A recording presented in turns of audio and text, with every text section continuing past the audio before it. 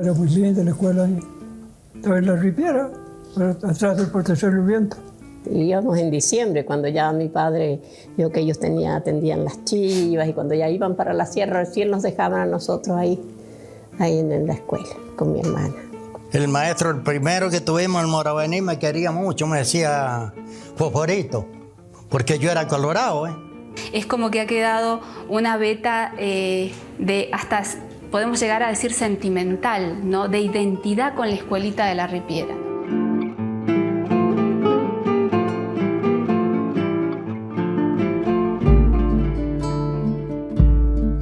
Nuestro departamento de Malargüe se ubica en el extremo austral de la provincia de Mendoza. Su extensión territorial lo convierte en el segundo departamento más grande del país. Los malargüinos pertenecemos a la región de Cuyo, pero las características del paisaje, del relieve, el clima y varios aspectos de nuestra cultura nos aproximan más a la región patagónica que a la cuyana. Rico en minerales, en producción de petróleo, de ajo, de papa semilla, de chivitos, y con una infinidad de paisajes que sorprenden por su belleza, Malargüe guarda un tesoro aún mayor: la historia y el hacer de su gente. En una extraña y bonita sinopsis, lo moderno y lo tradicional conviven con nosotros día a día. Nuestro desafío es marchar detrás de esas huellas que nos dieron sentido e identidad a todos los malargüinos.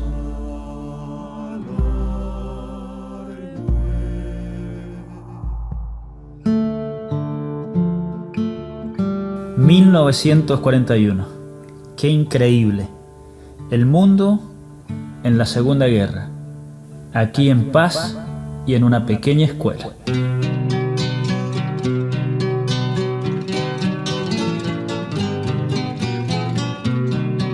El yacimiento carbonífero General San Martín, más conocido como Minacar, comienza a funcionar en noviembre de 1941.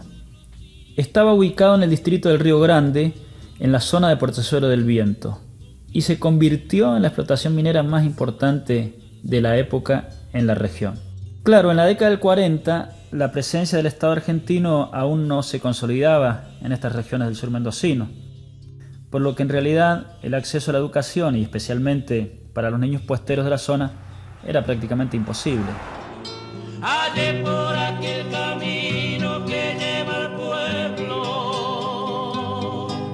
busqué siempre la... Así fue que con la llegada de Minacar al Portezuelo del Viento, comienza allí a funcionar una escuelita, la Escuela Hogar número 62, y esta permitió alfabetizar a decenas de niños puesteros.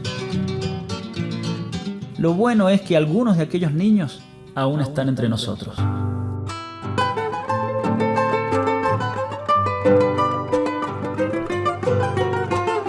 Don Mario, así que usted fue a la escuela Minacar, ¿usted, no?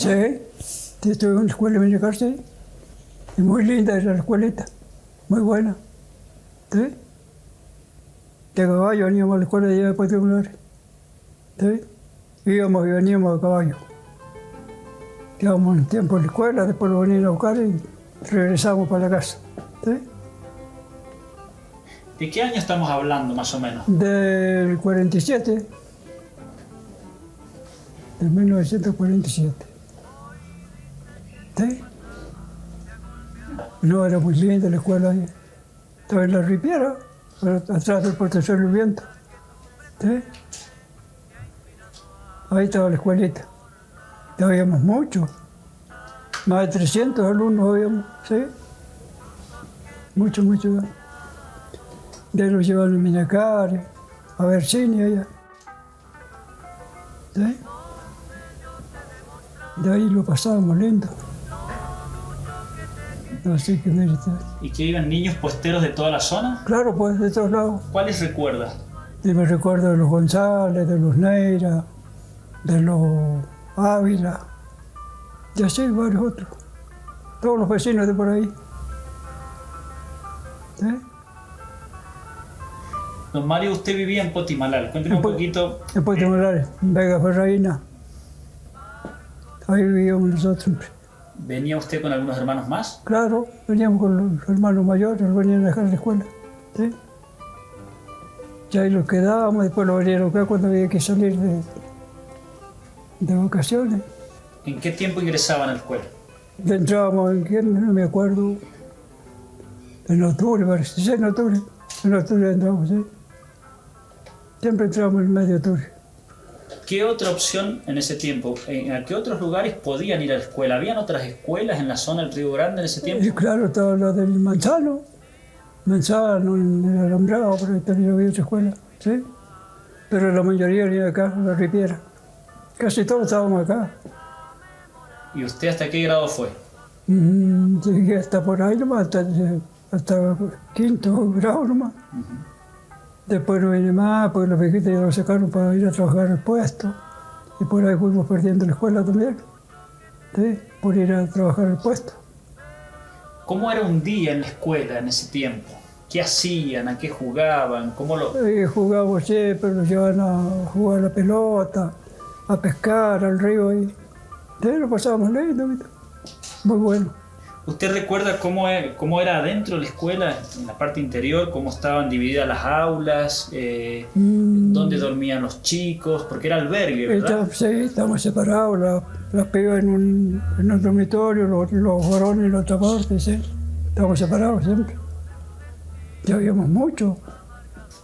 Muy buena la escuelita era.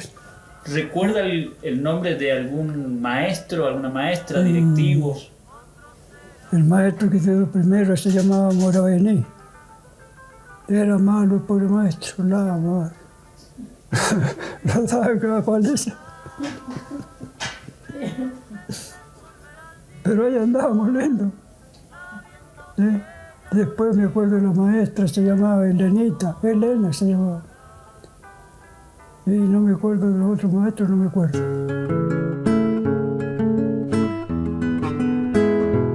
Así que fue a la escuelita de Minacar. Sí. Íbamos en diciembre, cuando ya mi padre vio que ellos atendían las chivas, y cuando ya iban para la sierra, recién nos dejaban a nosotros ahí en la escuela, con mi hermana. Recuerdo que ahí fue, y fue el último año.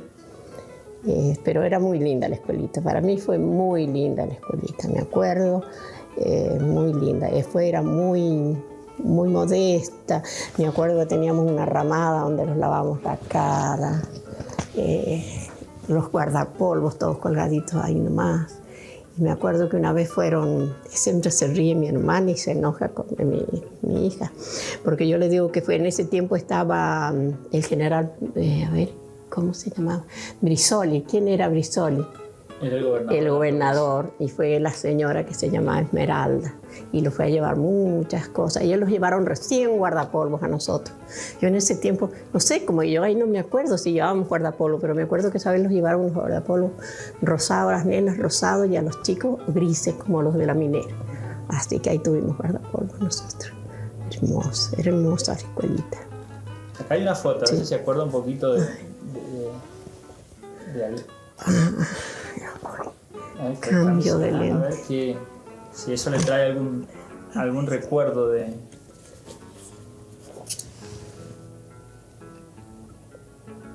Y sí. Está tomado de frente, ¿no? Sí, debe haber sido, ¿no? Y la banderita acá. Acá nosotros formábamos. Y esto era el comedor donde comíamos, que era techado por un lado y por otro lado era sin techo. No ha salido había una capillita por acá. Era albergue la escuela, ¿no? Sí. Yo en lo que no me acuerdo cuándo empezaba, si empezaba en septiembre y terminaba en mayo, me parece a mí. Porque yo me acuerdo que nosotros hicimos la comunión, que ya fue el último año que se terminó la escuelita, era mayo. Y empezó a nevar y el padre los dio la comunión y toda la fiestita y después los vinimos. Y en ese tiempo yo me acuerdo que quién eran los cocineros, quién eran era don Ruiz, era casado con doña Rosita Soto. Él era celador, doña Rosita era cocinera. Tenía yo una tía que se llamaba Narcisa Olate, también ella era cocinera. Y me acuerdo de esa persona. Y doña Laura Ruiz era la mamá de don Lorenzo, y tenía una hermana que se llamaba Carmen. Y esa doña Laura era la lavandera y la Carmencita era la que planchaba. Sí, eso, Doña Sarita, ¿y qué edad tendría cuando fue a la escuela y usted? 9 años. Sí, 9 años, pero yo ahora saco la cuenta y 9, porque si era el 40, yo nací el 41, el 51 terminó la escuela. ¿Cuánto? 10 años. Y terminó en mayo. Y, sí, no tenía los 10 años yo todavía. Y en ese tiempo en el Río Grande, ¿habían otras escuelas? ¿Se acuerda algo de eso o no? Y la escuela de Bardas Blancas. Pero no era albergue, ¿o sí? No era albergue. Después de estar en esa escuela de albergue, fuimos a Bardas Blancas. Yo digo porque me parece que la importancia de la escuelita Minacar es porque era albergue, ¿no? Porque era albergue, claro, porque ahí estaban los niños internados. Era como es la escuela de Bardas Blancas ahora. Sí, no sé cuántos niños También seríamos. eso le permitía al puestero mandar sus niños. Mandar y todo, hay todos puesteros. Todos niños puesteros, hasta de la Batra. Me acuerdo que yo tenía unas compañeras que eran SAE y eran de la Batra. Después estaban los chicos aburtos, que era Eduardo, la Carlina, y no sé, serían de Llano Blanco. Nosotros éramos de frente a Llano Blanco, pero por la costa del río, frente al puesto de doña Luisa. ¿Usted se acuerda de doña Luisa Letelier? La habrá sentido nombrar. Bueno, de este lado del río ahí vivíamos nosotros con mi papá. Y de ahí íbamos a esta escuelita.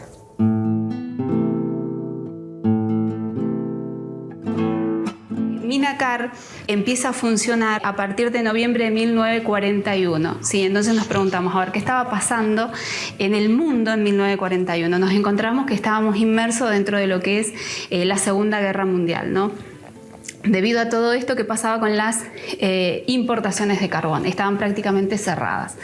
Entonces, a modo de una necesidad nacional es que se instalan estas, o se abren, digamos, estas minas dentro de lo que es el interior del país, ¿no? Y bueno, en este caso toca justamente en el distrito del Río Grande, del departamento de Malargüe, que se instale la mina de Minacar, más conocida por todo lo que es la población. Justamente una de las consecuencias de lo que es la minería o de lo que fue Minacar específicamente en Malargüe es formar parte del ideario cultural del malargüeño. Como por ejemplo, si nosotros hacemos una entrevista a una persona que vivió en la década o que era niño en la década del 40, del 50, es decir, tiene muy en claro, es decir, la identidad propia se identifica muy claramente con lo que es el tema de la minería, ¿no? Y acá nos vamos a abocar específicamente a lo que fue la escuela de la Ripiera, ¿sí? Bueno, es un caso testigo, digamos, de una de las consecuencias de lo que es Minacar en Malargüe, ¿no? Si uno entrevista a lo que son los pobladores de la zona del Río Grande y zonas de adyacencia, es como que ha quedado una veta de hasta, podemos llegar a decir, sentimental, ¿no? De identidad con la escuelita de la Ripiera, ¿no?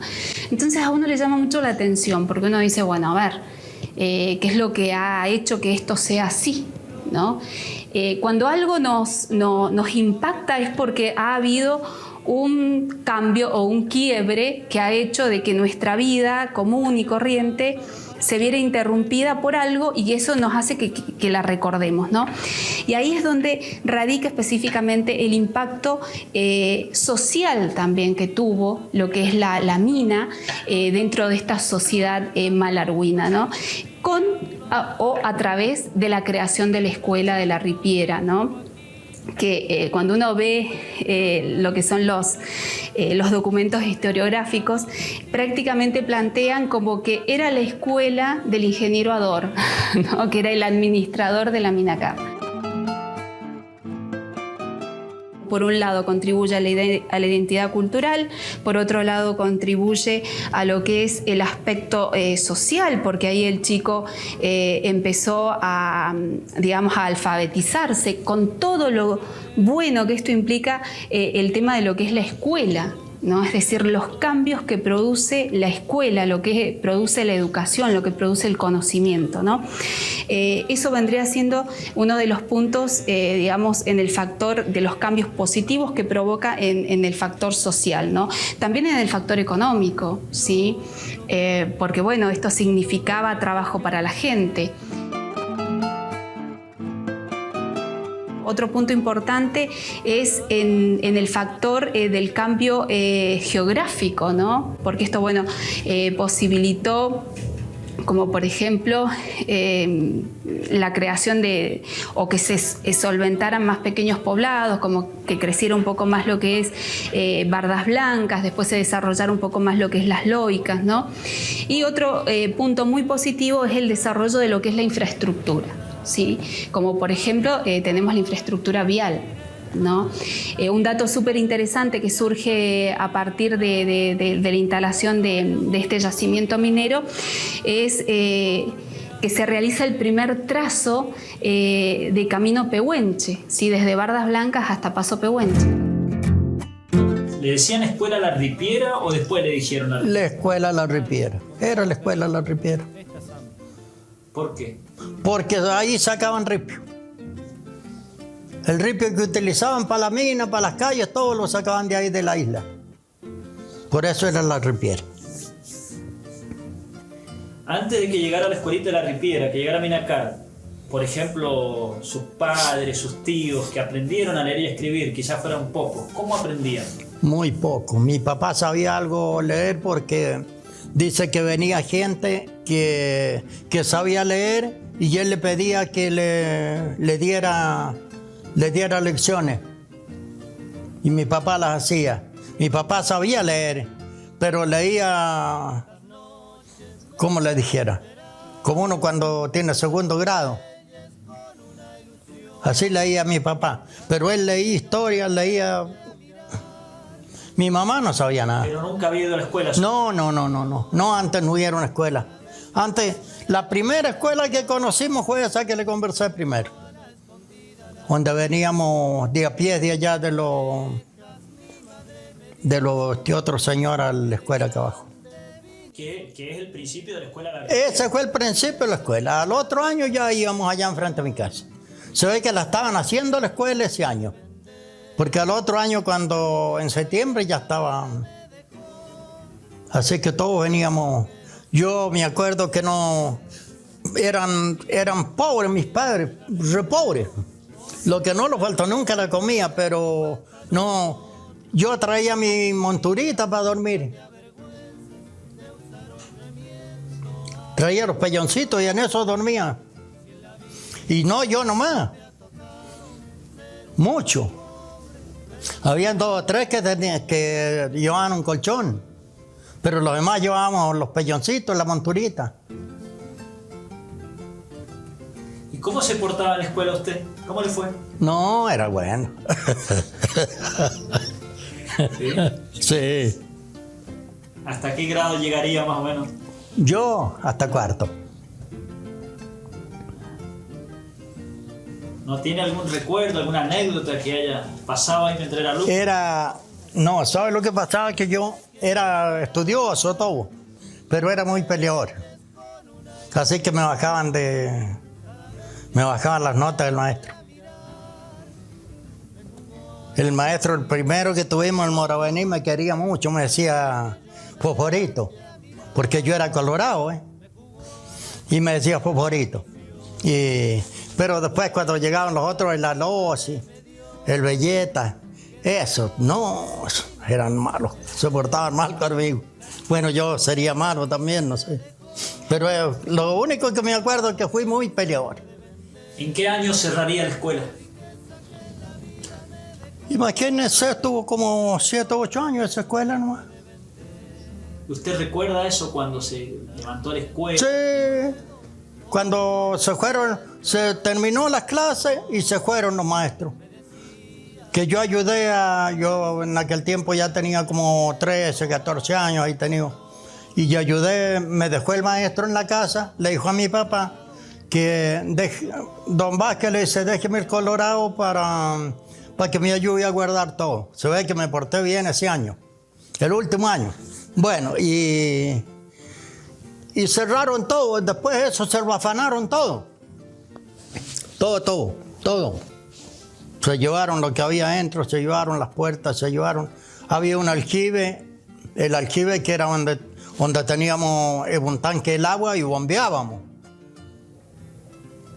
Los más grandes íbamos a bombear para llenar el aljibe para bañarlo. Así que todos los días teníamos que bombear el agua. Después ya pusieron un nombre para eso, un chileno era. Y así lo surtíamos del agua. Que yo creía siempre que tenía cañería por debajo, no. Donde escarbaron, se ve que pasaron a nivel del río y salió el agua. Todavía está el aljibe.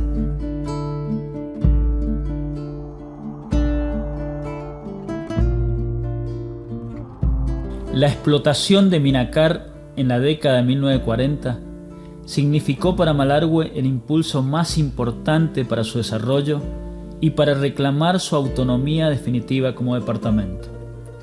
Hoy, al transitar por la ruta internacional Pehuenche, allí en el paraje Portezuelo del Viento, un antiguo aljibe y algunos restos de cimientos son los pocos vestigios tangibles de que allí en la escuelita de la Ripiera, niños y maestros, entre lecturas y juegos, acompañaban al murmullo caudaloso del río Grande y del viento cordillerano, amigo siempre presente en esta zona.